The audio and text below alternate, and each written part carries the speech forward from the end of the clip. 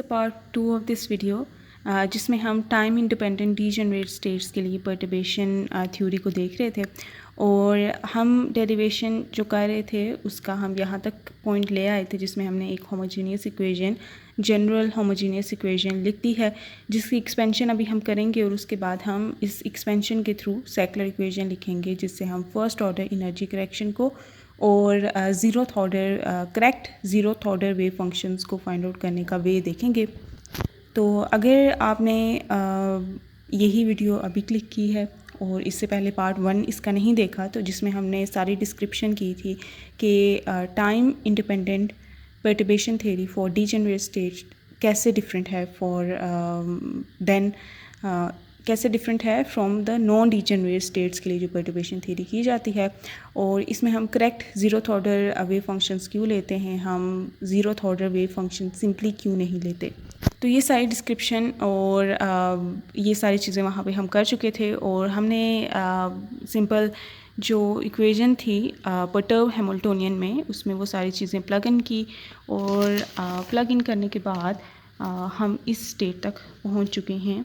Okay, अब time है इसको एक्सपेंड करने का for different value of m. तो मैं अब इस इक्वेशन को लिखती हूँ और फिर हम डिफरेंट वैल्यू ऑफ एम के लिए इस चीज़ को एक्सपेंड करते हैं और देखते हैं कि क्या सिचुएशन बनती है। ओके, सो ये हमारे पास इक्वेशन थी जिसमें m it is one of the degenerate states में से ही ये एक क्वांटम नंबर है जो कि 1, 2, 3 से लेकर डी तक कोई भी वैल्यू हो सकती है क्योंकि हमने देखा था कि हमने कहा था कि डी नंबर ऑफ़ स्टेट्स हैं जो कि डीजेनरेट हैं, तो एम भी डी नंबर्स तक कोई भी स्टेट हो सकता है। तो अब सबसे पहले हम लेते हैं m इज़ इक्वल्स टू 1 अगर होगा, ठीक है, अगर m इज़ इक्वल्स टू 1 हम लेते हैं तो ये इक्वेशन कैसी होगी। तो सबसे पहले हम फर्स्ट स्टेप में इस इक्वेशन में m पुट करते हैं, ठीक है, और i में अभी एक्सपेंशन नहीं करते, पहले m पुट करते हैं। तो h प्राइम m की जगह यहाँ पे हम लिखते हैं 1 और यहाँ पे i ही माइनस ई एन ऑफ 1 और ये डेल्टा फंक्शन यहाँ पे m 1 है और यहाँ पे i that is equals to 0। ठीक हो गया। अब हम एक्सपेंशन करते हैं i की फॉर्म में। यहाँ पे i रन कर रहा है 1 से लेकर d तक, तो हम यहाँ पे एक दफ़ा इस इक्वेशन में 1 पुट करते हैं i की जगह, फिर प्लस का साइन, देन i की जगह 2, फिर प्लस का साइन, फिर i की जगह 3 और फिर प्लस एंड अप टू सोन d तक हम इसको लिखते जाएंगे क्योंकि ये समेशन साइन इसी चीज़ को रिप्रेजेंट करता है ना कि आप एक सिमिलर टर्म है जनरल टर्म जिसमें आप ये वाली वैल्यूज़ पुट करते जाएंगे और उनको ऐड करते जाएंगे। तो सबसे पहले i इज इक्वल्स टू 1, तो यहाँ पे 1 पुट करते हैं, वो हमारे पास आ जाएगा, ये 1 ही था, i की जगह भी 1 प्राइम आ गया माइनस ई एन ऑफ 1, ये तो इसमें m था, इसमें i था ही नहीं, इसमें i है तो इसमें है 1 1 आ जाएगा। अब जिसमें डेल्टा फंक्शन दोनों अगर ये दोनों इक्वल आ गए ना, i इक्वल्स टू m, ये इस केस में सिर्फ 1 होगा। तो आगे हम लिखते हैं, कंटिन्यू करते हैं। तो आप i की जगह 2 पुट करते हैं तो यहाँ 2 आ जाएगा, h 1 2 prime minus E n of 1 delta function 1 और i की जगह 2। तो अब एक ही वैल्यू होगी, एक ही स्टेट होगी जिसमें डेल्टा फंक्शन ये जो है ना ये 1 के इक्वल होगा, बाकी सब के लिए 0 होगा। वो तब होगा जब ये i 1 के इक्वल होगा, ठीक है। तो वो सिर्फ इधर है और बाकी सब में ये डेल्टा 1 3 हो जाएगा। ये जैसे अभी हम देखते हैं, आप 3 i की जगह पुट करते हैं,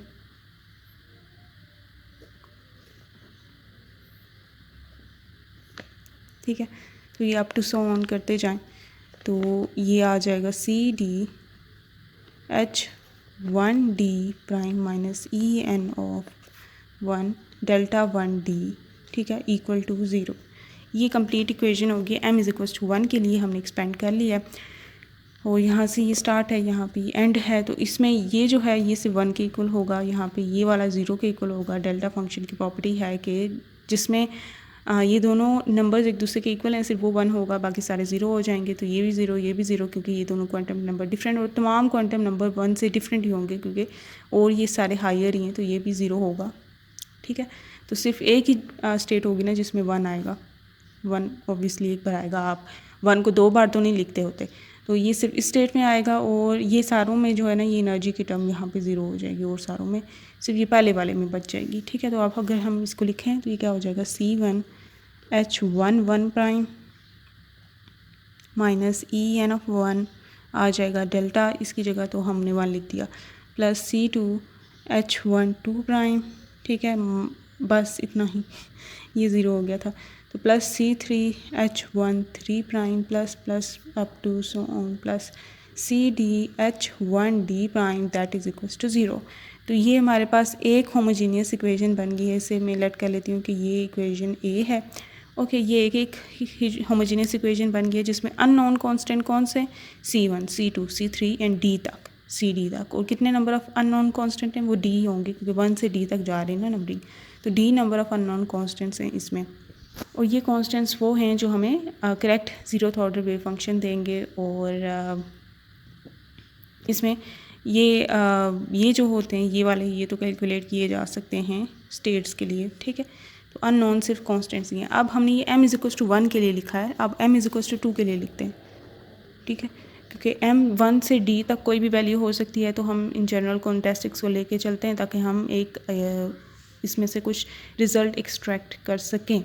तो अब मैं m2 पुट करती हूँ उसी इक्वेशन में जो हमने ये वाली लिखी थी, ठीक है। इसमें m की जगह 2 पुट करते हैं और फिर ऐसे ही सिमिलर एक्सपेंशन करते हैं। तो ये CI H2I prime minus EN of 1 delta 2I equal 0, ठीक हो गया। अब इसकी एक्सपेंशन करते हैं और एक्सपेंशन करते हुए अगेन मैं यहाँ पे बता दूँ कि यहाँ पे डेल्टा फंक्शन, ये I जब 2 होगा ना तब ये डेल्टा फंक्शन से नॉन ज़ीरो होगा। बाकी तमाम वैल्यूज़ के लिए, बाकी तमाम वैल्यूज़ ऑफ I के लिए ये डेल्टा फंक्शन ज़ीरो होगा। तो मैं अब डायरेक्टली लिखूँगी क्योंकि हमने इससे पहले ये चीज़ देख लिया। तो C1 ओके, H2 1 प्राइम आ जाएगा, I की जगह 1 मैंने पुट किया है। तो यहाँ पे जब मैं I की जगह 1 पुट करूँगी, डेल्टा फंक्शन 2 आया, 2 और 1 पे है, तो 2 और 1 दो different quantum numbers and hence ये 0 हो जाएगी। अब सेकंड टर्म जिसमें I=2 पुट करते हैं तो उसमें आ जाएगा H2 prime minus EN of 1, और यहाँ पे क्या हो जाएगा, डेल्टा फंक्शन आ जाएगा 2 और 2, ठीक है, डेल्टा फंक्शन 2 विच इज़ 1, तो इसलिए मैंने ये लिखा है। तो ये आप नोटिस करेंगे कि पहली फर्स्ट टर्म में एनर्जी वैल्यू आ रही थी, नॉन की टर्म आ रही थी, फिर दूसरे टर्म में आएगी, फिर तीसरे में आएगी, फिर चौथे में आएगी, और इसी तरह ये एक तरह का डायगनल बन जाएगा। अगर इसका हम मैट्रिक्स लिखेंगे तो आगे हम लिखेंगे मैट्रिक्स, तो ये डायगनल में ये एनर्जी टर्म सिर्फ आ रही होंगी। तो H2 3 prime plus up to so on plus CDH2D prime equal to 0, ठीक है। ये इक्वेशन बी हो गई। अब हम इसे करते हैं m=3 के लिए, और फिर हम लास्ट में लिख देंगे m=d के लिए इन जनरल। ओके, तो जो m की वैल्यू है ना, ठीक है, जो m की वैल्यू है उतनवी टर्म ही में एनर्जी आइगन वैल्यू सिर्फ आ रही है और सब में 0 हो जाती है। m=1 है तो फर्स्ट टर्म में, m=2 है तो सेकंड कोफिशिएंट के साथ जो है energy eigen value non zero होगी। m=3 है तो थर्ड कोफिशिएंट के साथ एनर्जी आइगन वैल्यू आ रही होगी, और m अगर d के इक्वल है तो जो डीथ टर्म है ना CD वाले कोफिशिएंट वाली, वो उसके साथ एनर्जी आइगन वैल्यू होगी, बाकियों के साथ नहीं होगी, ठीक है। ये इस तरह से हमने जनरल ट्रेंड में देखा। तो मैं m=3 के लिए करती हूँ, फिर m=d के लिए। So m=3 and summation i=1 to d CI H3I prime minus EN of 1 delta function 3i okay equal to 0। अब इसकी एक्सपेंशन करते हैं i की डिफरेंट वैल्यूज़ पे, तो ये हमारी बन जाएगी C1 H31 प्राइम, ये नहीं लिखा for the reasons I told earlier, and C2 H32 prime minus नहीं, हाँ नहीं आएगा क्योंकि ये 3 2 बनेगा जो कि ये 0 बन जाएगा। तो C3 H33 prime minus EN of 1 आ जाएगा, डेल्टा फंक्शन उसके लिए नॉन ज़ीरो होगा, प्लस अप टू सोन करते जाएंगे तो CD H3D प्राइम बन जाएगा एंड दैट इक्वल्स टू 0। ये इक्वेशन लेट्स से C हो गई। अब m=d के लिए करेंगे। जैसे मैंने पहले भी बताया था कि जो m की वैल्यू होगी उतनवी कांस्टेंट के साथ की टर्म में एनर्जी आइगन वैल्यू होगी। m=3 थी तो C3 के साथ आई है, 2 थी तो सेकंड टर्म और सेकंड कोफिशिएंट के साथ आई है 2 सो कोफिशिएंट के साथ 1 थी तो 1 वाले के साथ। तो अभी m इज इक्वल टू अगर d होगा तो क्या सिचुएशन हो जाएगी, ऐसे डॉटेड लाइन कर देते हैं कि हमने बीच में कुछ किया है लेकिन मतलब हमें पता चल गया ट्रेंड क्या है। तो हम एक जनरल d स्टेट के लिए लिख सकते हैं which is C1 H D, m की जगह आप d पुट करना है ना, तो यहाँ पे मैंने 3 जैसे यहाँ पे था तो d पुट करेंगे m की जगह d और 1। अच्छा पहले मैं समेशन की फॉर्म में लिख देती हूँ ताकि कंफ्यूज ना हो, ठीक है। ये CI HDI prime minus EN of 1, पहले m की जगह हमने d पुट किया है, ओके, इक्वल टू 0। और अब इसमें एक्सपेंशन करते हैं C1 HD1 prime minus EN of 1। ये अच्छा 0 हो जाएगी ना फर्स्ट टर्म, ये वाला जैसे मैंने बताया डीथ टर्म में सिर्फ ये वैल्यू नॉन ज़ीरो होगी, तो ये फिर हम ये करते जाएंगे और plus up to so on plus CD HDD prime minus EN of 1 equals 0 आ जाएगा। ठीक हो गया। ये हमारे पास होमोजीनियस इक्वेशंस बन रही हैं, ठीक है। m इज इक्वल्स टू 1 के लिए एक बनी होमोजीनियस इक्वेशन A, ठीक है, एक ही इक्वेशन बनी। m इज इक्वल्स टू 1 के लिए, m इज इक्वल्स टू 2 के लिए ये दूसरी होमोजीनियस इक्वेशन बनी, दोनों डिफरेंट है। फिर m इज इक्वल्स टू 3 के लिए होमोजीनियस इक्वेशन बनी और करते करते हम d तक करें तो हमारे पास कितनी नंबर ऑफ़ होमोजीनियस इक्वेशंस बनेंगी, d number of homogeneous equations बनेंगी, क्योंकि सब डिफरेंट हैं because of the value of m, और वैल्यू ऑफ m कहाँ से कहाँ तक जा रही है, 1 से d तक जा रही है, तो d नंबर ऑफ़ हमारे पास होमोजीनियस इक्वेशंस बनेंगी। और हर होमोजीनियस इक्वेशन में सिमिलर ही अननोन है which is the constant C1 C2 C3 and CD तक। तो इन कांस्टेंट्स की फॉर्म में हम एक मैट्रिक्स लिख सकते हैं, ठीक है, जिनके कोफिशिएंट्स हम लिखेंगे as the elements of the matrix. कि फॉर एग्ज़ाम्पल अगर आपके पास ये हो ना 3x1 plus 4x2 plus 5x3 equal to 0, और एक और हो जिसमें सिमिलर ही ये चीज़ें हों, ठीक है, तो आप इनकी मैट्रिक्स लिख सकते हैं। कैसे लिख सकते हैं कि यहाँ पे ये फर्स्ट वाला जो कॉलम होगा उसमें आप x1 के कोफिशिएंट्स लिखेंगे, सेकंड वाले में x2 के लिखेंगे, थर्ड वाले में x3 के कोफिशिएंट्स लिखेंगे। तो यहाँ पे आप लिखेंगे 3 पहला इसका, फिर इसका और फिर इसका, ठीक हो गया। और फिर यहाँ पे इनका लिखेंगे विच इज़ 4 5 एंड 6, ओके। और दीज आर लाइक अगर प्रोडक्ट की फॉर्म में लिखें तो ये इन 3 से मल्टीप्लाई होके आंसर दूसरी साइड में क्या आ रहा है 0, ऐसे भी लिख सकते हैं। या फिर सिंपली अगर मैट्रिक्स देखें तो इस फॉर्म में भी लिख सकते हैं। अगर हम चाहते हैं कि हमारे पास जो सोल्यूशन है वो नॉन ज़ीरो आए, ठीक है, x1 एंड x2 x3 से हम फाइंड आउट करना चाहते हैं, या C1 C2 C3 find out करना चाहते हैं, और हम ये नहीं चाहते कि सारे के सारे ज़ीरो हमें मिल जाएं, तो उसके लिए ज़रूरी है कि ये जो इसका डिटर्मिनेंट है ना, ये वाला ये ज़ीरो के इक्वल आए, ये नलीफाई हो जाए, ठीक है। तो ये तो मैंने इन जनरल लिखा है। तो यहाँ पे मैंने मैट्रिक्स लिखी है x1 x2 and x3 unknowns पे। यहाँ पे है अननोन C1 C2 C3 से लेकर CD तक। इसके लिए हम मैट्रिक्स लिखते हैं और इस पे ये कंडीशन लगाते हैं कि हमें नॉन ट्रिवियल सॉल्यूशंस चाहिए। नॉन ट्रिवियल सॉल्यूशन मीन जिनमें ये C1 C2 C3 C4 ये सारे के सारे नॉन ज़ीरो हमें मिले, ये ना हो कि सारे के सारे ज़ीरो मिले। ट्रिवियल सॉल्यूशन मींस के सारे के सारे जो हैं C1 C2 C3 CD तक ये सारे के सारे ज़ीरो आ जाएं, तो ये हमें नहीं चाहिए। तो नॉन ट्रिवियल सॉल्यूशन के लिए कि नॉन ज़ीरो आए सॉल्यूशन, तो उसके लिए ज़रूरी है कि इनका जो डिटर्मिनेंट हम लिखेंगे वो ज़ीरो के इक्वल आए। तो वो जो डिटर्मिनेंट हम लिखेंगे ना, जो वो डिटर्मिनेंट की फॉर्म में लिखेंगे वो उसे सेकुलर इक्वेशन कहते हैं। तो अभी हम ये लिखते हैं जैसे ये किया ना, वैसे ही मैं ऊपर यहाँ पे लिखती हूँ। यहाँ मैट्रिक्स हम बनाते हैं, ठीक है, ये यहाँ से यहाँ तक बनाते हैं इक्वल टू ज़ीरो, इसे मैं यहाँ पे लिख देती हूँ, ठीक है। ये डिटर्मिनेंट वाली कंडीशन है। तो पहली रो जो है वो C1 वाले कोफिशिएंट्स की होगी, दूसरी C2 वाले, फिर C3 वाले, फिर ये डॉटेड लाइन यूज़ की जाती है जब आपके पास ज़्यादा मेंबर्स हो, यहाँ पे CD वाली हो जाएगी, ठीक है। इसी तरह यहाँ पे भी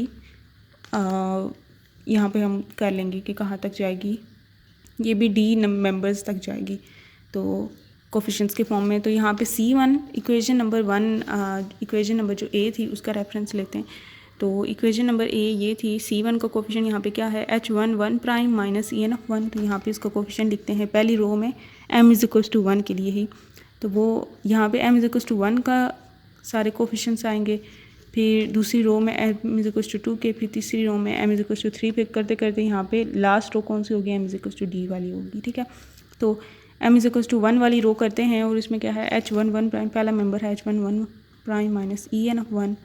ठीक है, ये ब्रैकेट, फिर C2 का कोफिशिएंट लिखते हैं यहाँ पे, C2 का कोफिशिएंट है h12 प्राइम। ठीक है, ये इसका कोफिशिएंट है। फिर C3 का कोफिशिएंट है h13 प्राइम। ओके, फिर यहाँ पे h14 प्राइम हो जाएगा। करते करते करते जब d वाला मेंबर लिखेंगे तो वो क्या हो जाएगा h1d प्राइम। ठीक हो गया, तो ये हमने एक्सपेंशन के ये इसके सारे मेंबर्स के जो कोफिशिएंट्स थे वो सिंपली यहाँ पे लिख दिए हैं। अब m इज इक्वल्स टू 2 के लिए लिखते हैं। m इज इक्वल्स टू 2 के लिए क्या हो जाएगा यहाँ पे ये देख सकते हैं C1 का कोफिशिएंट है h21 प्राइम, यहाँ पे आ जाएगा h12 प्राइम। सेकंड वाला आ जाएगा h22 माइनस en ऑफ 1 आ जाएगा। ठीक है, क्योंकि उसी में ये नॉन ज़ीरो था। फिर h23 प्राइम, h24 प्राइम, करते करते करते h2d प्राइम। ठीक है, ये आप कंफर्म कर सकते हैं। ओके, फिर m इज इक्वल्स टू 3 के लिए करेंगे तो ये पहला वाला जो मेंबर था वही m की वैल्यू था ना, तो ये h31 प्राइम, फिर h32 प्राइम, फिर h33 prime minus en of 1 हो जाएगा। ठीक है, और ये h34 प्राइम और करते करते करते करते h3d प्राइम। ओके, तो यहाँ से आप इसे एक्सपेंड करें नीचे की तरफ, तो ये यहाँ पे कौन सी वैल्यू आ जाएगी, यहाँ पे m की वैल्यू इसमें चेंज हो रही है ना एक कॉलम में। सेकंड जो नंबर है क्वांटम नंबर वो 1 ही है सब में, पहला m वाला चेंज हो रहा है, तो यहाँ पे क्या आ जाएगा hd1 प्राइम आ जाएगा। यहाँ हम देख सकते हैं यहाँ पे h11 prime, h21 prime, h31 prime, तो ये जो चेंज हो रहा है वो m की वैल्यू सिर्फ चेंज हो रही है। तो नीचे लेके जाएं, लास्ट वैल्यू क्या हो जाएगी hd1 प्राइम, क्योंकि मैक्सिमम m की वैल्यू d ही हो सकती है। इसी तरह ये वाला भी ऐसे एक्सपेंड करते हुए नीचे लिख सकते हैं hd2 प्राइम। ठीक है, ये फिर हो जाएगा hd3 प्राइम। ओके, फिर ये करते करते इसका लास्ट क्या हो जाएगा hdd prime minus en of 1 हो जाएगी। ओके, यहाँ से भी आप इसको ऐसे कर सकते हैं। ठीक हो गया, तो और ये जो डायगोनल में ना ये फिर ये और ये डायगोनल में हमारे पास एनर्जी आइगन वैल्यूज़ वाली टर्म आ रही होंगी। ओके, तो ये ऐसे चलती जाएंगी और ये हमें ऐसे मिलेगा एक मैट्रिक्स, जिसको मैं इसकी एक पिक्चर साथ में अटैच कर दूंगी जिसमें ये मोर क्लियर वे में आपको नज़र आएगा। यहाँ पे अगर आपको मींस का कन्फ्यूजन भी हो रही है तो ये सारे C2 के मेंबर्स हैं ये वाले।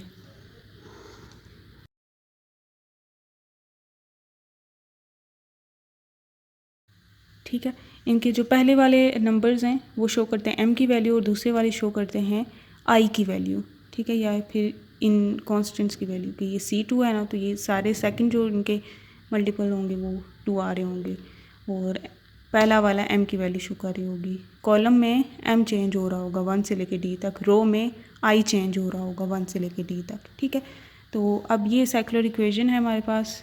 इसका अगर हम सोल्यूशन निकालेंगे ना, ये सारे h की वैल्यूज़ हम जो भी हमारी स्टेट है, फॉर एग्जांपल फर्स्ट स्टेट है एक्साइटेड स्टेट है हाइड्रोजन एटम की, तो उसकी ये सारे हम ये मैट्रिक्स बनाएंगे और वो मैट्रिक्स बनाने के बाद ये en ऑफ 1 इसमें अननोन होगा। जब ये मैट्रिक्स का डिटर्मिनेंट हम फाइंड आउट करेंगे, एक्सपेंशन उसकी करेंगे, तो en ऑफ 1 एक साइड पे आ जाएगा और वो हमें en ऑफ 1 की जो भी हमें वैल्यूज़ मिलेंगी वो फर्स्ट ऑर्डर करेक्शंस होंगी हमारे पास। ठीक है, तो मैं यहाँ पे लिखती हूँ हाइड्रोजन एटम का अगर हम ले लें फर्स्ट एक्साइटेड स्टेट ले लें which is n is equal to 2, तो उसकी डीजेनरेसी चेक करते मैं उसके लिए ये मैट्रिक्स बनाने जा रही हूँ। ठीक है, फिर हम देखते हैं कि किस तरह से एनर्जी आइगन वैल्यूज़ हमें वहाँ से मिलती हैं। ठीक है, तो just to have an idea कि आपके पास अगर कोई प्रॉब्लम हो तो आप उसकी ये मैट्रिक्स कैसे लिखते हैं। मैंने बहुत सारी प्रॉब्लम्स इस पे सॉल्व की हुई हैं जिसमें स्टार्क इफेक्ट की नॉन डिजेनरेट पर्टर्बेशन के लिए भी है और जो ग्राउंड स्टेट की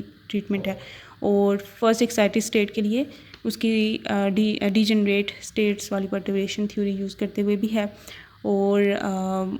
और भी हैं, हार्मोनिक ऑसिलेटर वाली भी है, और ये सारे भी हैं, तो आप वो चेकआउट कर सकते हैं। मैकेनिक्स 2 वाली प्लेलिस्ट है जिसके एंड पे पर्टर्बेशन थ्योरी के बारे में सारी वीडियोस हैं और प्रॉब्लम्स ही हैं। उसके अलावा आपके पास Born approximation, partial wave analysis and addition of angular momentum, spin algebra, इन सब पे प्रॉब्लम्स वीडियोस सारी भी हैं अगर आप वो देखना चाहते हैं तो है। यहाँ पे हम n=2 अगर लें हाइड्रोजन एटम के लिए तो n=2 के लिए जो L की वैल्यूज़ आती हैं वो क्या आती हैं, वो होंगी 0 से लेकर n-1 तक। n-1 क्या है, 2 - 1 विच इज़ 1, तो ये 0 1, ठीक है। तो ये एक 0 उसकी वैल्यू बनेगी, एक 1 बनेगी L की, ओके। और for each value of L जो M की वैल्यूज़ बनती हैं, ठीक है, वो क्या बनती है -L to L, तो ये 0 वाली तो 0 ही बनेगी, तो ये -1 to 1 बनेगी विच इज़ -1 0 and 1, ठीक है। अब इनकी स्टेट्स लिखते हैं कि क्या बनती है, क्वांटम नंबर की फॉर्म में स्टेट्स लिखते हैं। तो पहली स्टेट जो है psi1 में उसका नाम ले देती हूँ, ठीक है, ओके। पहली स्टेट, ये स्टेट जो की नेम जो आप एलोकेट कर रहे हैं ना psi1 psi2, ये रैंडम है, मतलब आर्बिट्रेरी है। सबसे पहले आपने इनको एलोकेट कर देना, इनका नेम जो कर दिया है ना, फिर वो आगे वही रखना है। ये नहीं कि लास्ट में आप जब वो correct 0th order wave function लिख रहे हो तो आपने ऑर्डर चेंज कर दिया। psi1 जो पहले आपने यहाँ पे जिसकी बेस पे ये मैट्रिक्स बनाया, आपने उसको फिर psi2 बना दिया। ऐसे नहीं आपने करना। जो यहाँ पे आपने psi1 नेम दे दिया, जिसका नामकरण आपने एक बार कर दिया तो कर दिया, ठीक है। जिस तरह करना चाहते हैं कर दें, लेकिन एक बार कर दिया तो कर दिया, उसी को लेके आगे आपने फॉलो करना है। तो यहाँ पे अगर आपने psi1 जिस स्टेट को कहा है बाद में भी वही रहेगी, आपने चेंज नहीं करनी। तो psi1 पहली स्टेट लिखते हैं क्वांटम नंबर के लिए NLM से। क्वांटम नंबर NLM की जो कम्बिनेशन है उससे हमें ये मिलेगी, ये 0th ऑर्डर है ना अनपर्टर्ब के, तो ये NLM की कम्बिनेशन से मिलेगी। n सब में सेम है तो n आएगा 2 के बाद अगर हम 0 वाला लें L तो उसमें m एक ही है, 0 ही है, ठीक है। तो ये एक स्टेट होगी ये वाली, ठीक है। फिर उसके बाद ये 3 कम्बिनेशन बनते हैं, ये 2 1 -1 2 1 0 2 1 1, ठीक है। तो ये भी, इनको भी नेम कर देते हैं psi2 of 0 को नेम करते हैं एज 2 1 -1, ठीक है। n2 है, L1 है और m-1 है। फिर psi3 of 0 हो जाएगा जिसमें n2 है, L1 ही है और m जो 0 है। और फिर psi4 of 0 हम ले लेते हैं और ये क्या हो जाएगा 2 1 1, ठीक है। फर्स्ट एक्साइटेड स्टेट के लिए हम जानते थे, ठीक है, कि कितनी स्टेट्स हाइड्रोजन एटम की होती हैं इस n=2 स्टेट में, ओके, फर्स्ट एक्साइटेड स्टेट में। तो ये हमने स्टेट्स पहले क्वांटम नंबर देखे कि पॉसिबल क्या बनते हैं और फिर हमने उनकी बेसिस पे 4 पॉसिबल स्टेट्स देख ली हैं। अब में क्योंकि n की वैल्यू सेम है ना, तो अगर हम अनपर्टर्ब हाइड्रोजन एटम की बात करें तो अनपर्टर्ब हाइड्रोजन एटम की एनर्जी सिर्फ n पे डिपेंड करती है।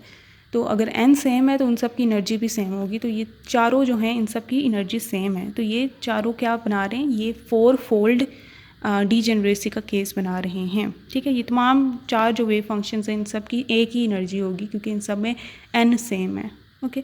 और अनपर्टर्ब हाइड्रोजन एटम की एनर्जी क्योंकि n पे ही डिपेंड करती है। अब हम इसका अगर मैट्रिक्स लिखें तो वो हम कैसे लिखेंगे, तो ये जहाँ जहाँ अब ये स्टेट 1 आ रही है ना, फर्स्ट ये शो करता है कि ये ब्रास सेक्शन में होगा और ये सेकंड वाला शो करता है कि वो कट सेक्शन में होगा। ये हमने सीखा था कि H11 प्राइम का क्या मतलब होगा।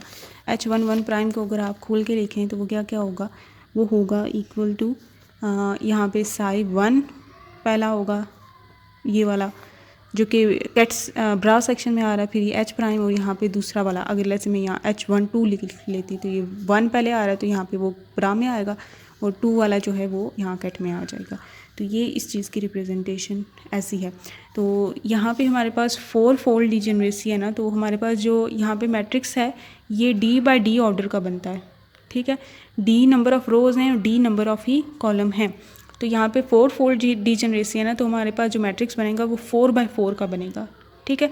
4 number of rows and 4 number of column, जितनी डीजेनरेसी होती है उतने ही ऑर्डर का हमारे पास स्क्वायर मैट्रिक्स बनता है। मींस के जितनी नंबर ऑफ़ रोज़ उतनी ही कॉलम होंगी। तो अभी हम ये करते हैं, ठीक है, ताकि आपको आइडिया होगे कि ये कैसे लिखी जाती है। और इसका फिर आप डिफरेंट चीज़ें लिखते हो, देखते हो ये वेव फंक्शंस कुछ आप एनालिटिकली इसको देखते हो, ऑर्थोगोनैलिटी कंडीशन को यूज़ करते हुए बहुत सारी चीज़ें सॉल्व करते हो। या आप प्रॉब्लम वाला सेक्शन देखोगे ना तो आपको सारा क्लियर हो जाएगा कि ये सर्कुलर इक्वेशन कैसे सॉल्व की जाती है।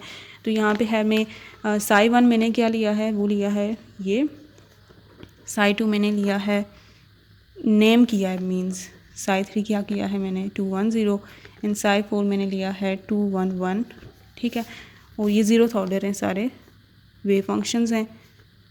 इनका अगर मैट्रिक्स लिखें तो वो कैसा हो जाएगा, वो हो जाएगा H11 प्राइम माइनस EN(1), ठीक है। फिर आ जाएगा H12 prime, H13 prime, H14 prime, 4 है ना तो 4 तक, ठीक है। फिर नीचे H21 प्राइम, ठीक है। H21 प्राइम है, दूसरा वाला क्या हो जाएगा H22 प्राइम माइनस EN(1), ठीक है। ये मैंने बताया था। फर्स्ट वाला जो मेंबर है वो m की वैल्यू को शो करता है। रो में m की वैल्यू सेम रहती है और चेंज होता है तो i वैल्यू चेंज होती है। तो यहाँ भी 1, ये 2 हुआ, और ये H23 प्राइम, H24 प्राइम, ये H31 prime, H32 prime, H33 prime minus EN(1), और ये हो जाएगा H34 प्राइम, और ये H41 prime, H42 prime, H43 prime, H44 prime minus EN(1), ठीक है। ये मैंने वैसे ही की है जैसे ये की थी। इसमें D क्या है, 4 है, ठीक है। D 4 है तो 4 तक ही बस लेके जाना है। तो ये 4x4 मैट्रिक्स बन चुकी है। 1 2 3 4 रोज़ 4 कॉलम, ठीक है, इक्वल्स टू 0। डायगनल में हमारे पास ये एंट्रीज आ गई। हमारी कोशिश ये होती है कि ये जो टर्म्स है ना, दुआ यही होती है हमारी, अल्लाह करे ये टर्म जो डायगनल के अलावा है ना सारी ज़ीरो हो जाएं, ठीक है। अगर डायगनल के अलावा ये सारी टर्म ज़ीरो हो जाए ना तो हमारे लिए आसानी ये हो जाती है कि जो डिटर्मिनेंट है ना वो इनका प्रोडक्ट आ जाता है सिंपली। तो वो क्या आ जाता है H11 प्राइम। अगर डायगनल की एंट्रीज ज़ीरो हों, कुछ केसेस में हो जाती हैं, तो ये आप इसका डिटर्मिनेंट निकालेंगे, और डिटर्मिनेंट निकालेंगे ना तो ये इस फैक्टर की फॉर्म में आपके पास ये इस तरह की इक्वेशंस बनेगी। फॉर एग्जांपल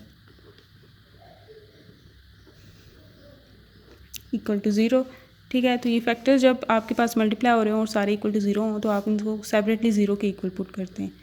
ये मैं बस ऐसे ही बता रही हूँ कि ऐसे फैक्टर की फॉर्म में आपके पास रिज़ल्ट आएंगे। आपके पास एनर्जीज़ की आ जाएंगी, वैल्यूज़ आ जाएंगी, 4 डिफरेंट वैल्यूज़ आ जाएंगी। कि 3 फोल्ड डिजेनरेसी है ना, 4 फोल्ड डिजेनरेसी है तो 4 वैल्यूज़ ऑफ एनर्जीज़ आएंगी, ठीक है।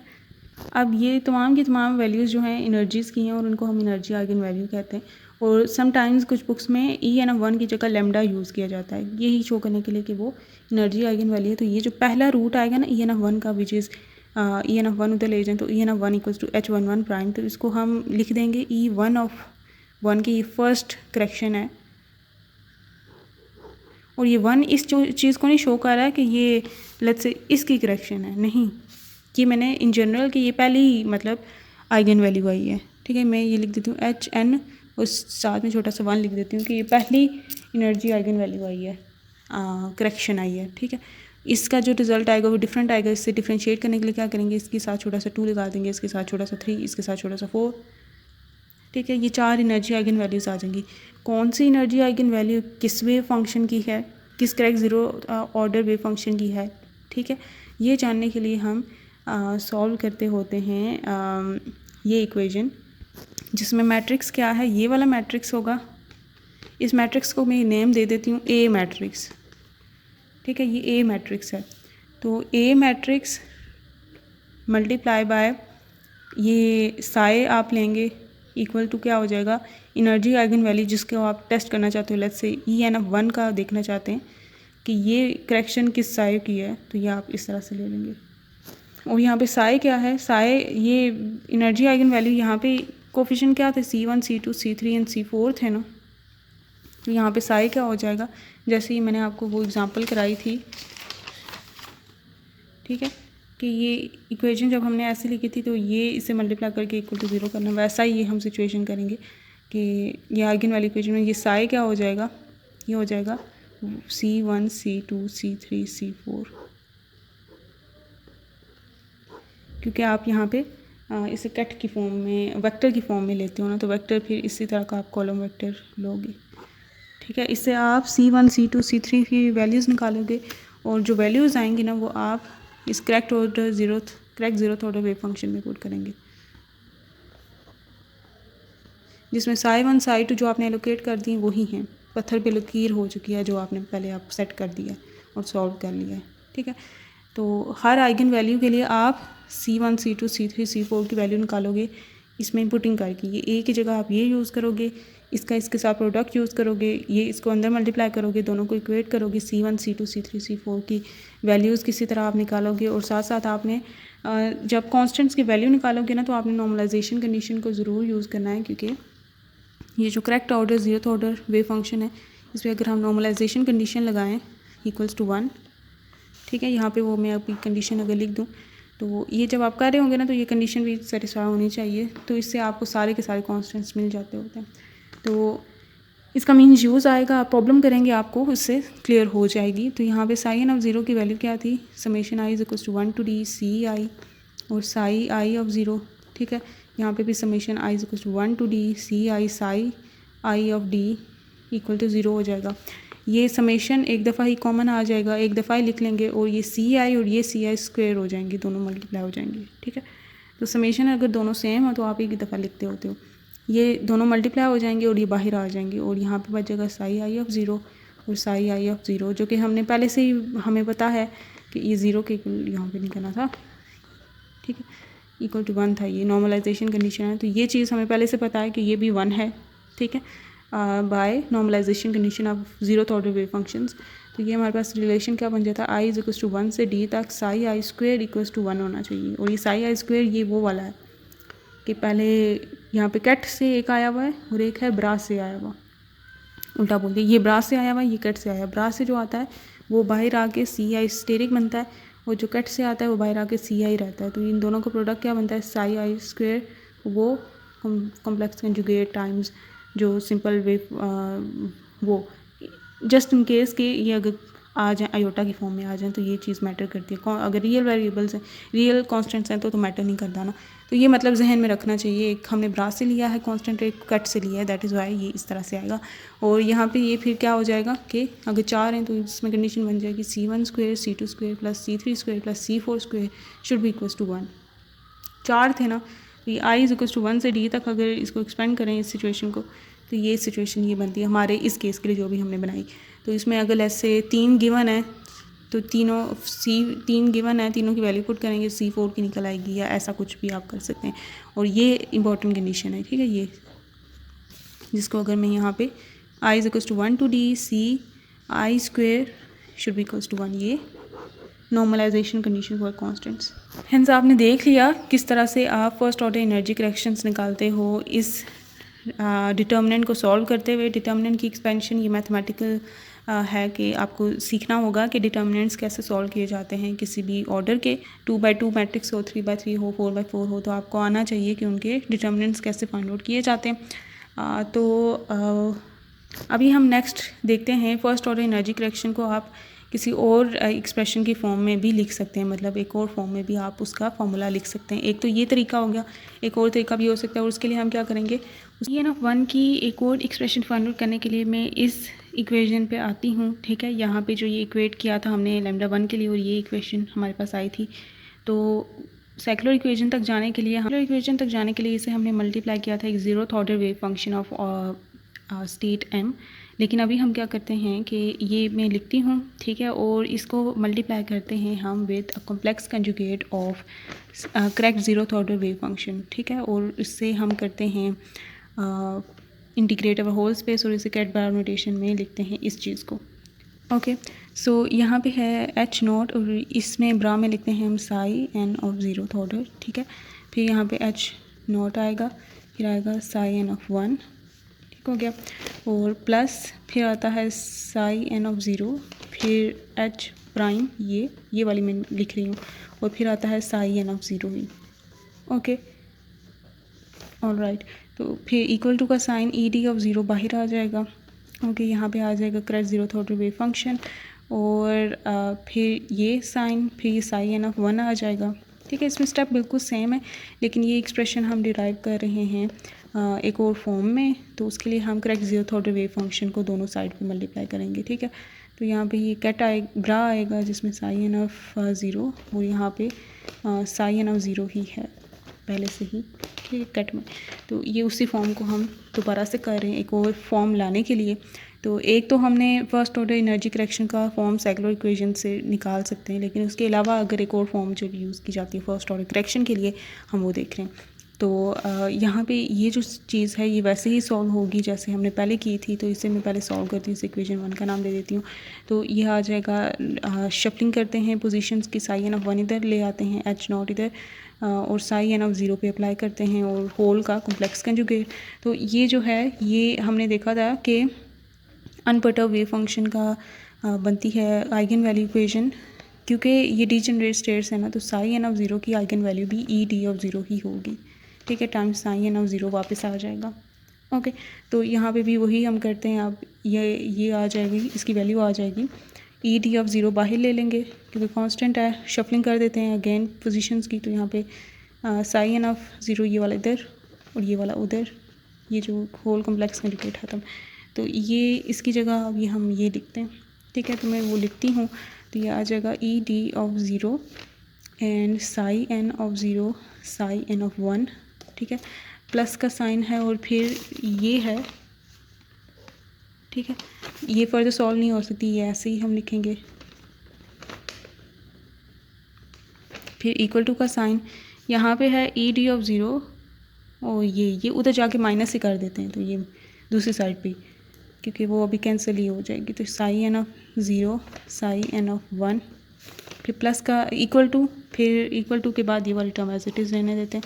तो एज इट इज़ नहीं, मतलब ये वाली जो चीज़ है ये 1 के इक्वल है, दोनों सिमिलर वेव फंक्शंस हैं, तो ये स्केलर प्रोडक्ट उनका 1 होगा क्योंकि ये नॉर्मल है और नॉर्मलाइज्ड वेव फंक्शंस हैं। तो ई एन ऑफ 1 एक साइड पे आ गया, ये और ये हो गए कैंसिल, सेम थे ऑपोजिट साइन। तो ई एन ऑफ 1 की वैल्यू आ गई हमारे पास, ये एक साइड पे वो दूसरी साइड पे, psi n of 0 H prime psi n of 0, ठीक है, सेम वेव फंक्शंस हैं, तो आप इनको correct 0th order wave function है ये, ठीक है, दोनों तरफ। ये है फर्स्ट ऑर्डर वेव फंक्शन की फर्स्ट ऑर्डर एनर्जी करेक्शन की एक्सप्रेशन, ठीक है, और ये दोनों हैं correct 0th order wave function. और हमने ये देखा था कि correct 0th order wave function को कैसे फाइंड आउट किया जाता है, ये कोफिशिएंट्स फाइंड आउट करके, ठीक है। सबसे पहले आपको प्रॉब्लम गिवन होता है जिसकी आपको स्टेट्स पता होती हैं, आप उन स्टेट्स को नेम देते हो अपनी तरफ से ही, साई 1 उसको नेम करते हो, साई 2 साई 3, जितनी भी डिजेनरेट स्टेट्स हैं उनको साई नेम करते हो। फिर आप ये वाली एक्सप्रेशन लिखते हो, psi n of 0 equals to ये सारा लिखते हो, ठीक है। फिर उसके बाद आप उसकी सेकुलर इक्वेशन लिखते हो जिससे आप C1 C2 C3 निकालते हो हर डिफरेंट आइगन वैल्यू के लिए जो आपको एनर्जी की वहाँ से मिलती है, ठीक है। वो एनर्जी करेक्शन ही होती है, फर्स्ट ऑर्डर करेक्शन ही होती है, वो वहाँ से आपको बहुत इजीली मिल जाती है। फिर हर आइगन वैल्यू के लिए जो आपके पास जो correct 0th order wave function है वो डिफरेंट आता है, तो हर आइगन वैल्यू के लिए आप वो फाइंड आउट करते हैं और इस तरह से आपकी ये प्रॉब्लम सॉल्व हो जाती है। इसमें first order wave function correction नहीं की जाती, इसमें correct 0th order wave function ही फाइंड आउट किया जाता है, जितना मतलब पर्टिवेशन को स्टडी किया जाता है एक BSc लेवल तक। तो ये फर्स्ट ऑर्डर करेक्शन का एक्सप्रेशन, एंड आई होप हमें ये सारी चीज़ें समझ आई हैं, और अगर आपको कोई क्वेश्चंस हैं तो आप कमेंट्स में पूछ सकते हैं। और I highly recommend you to solve the problems for this degenerate वाली केसेस, ताकि आपके जो माइंड है और ज़्यादा क्लियर हो सके इस सब पे।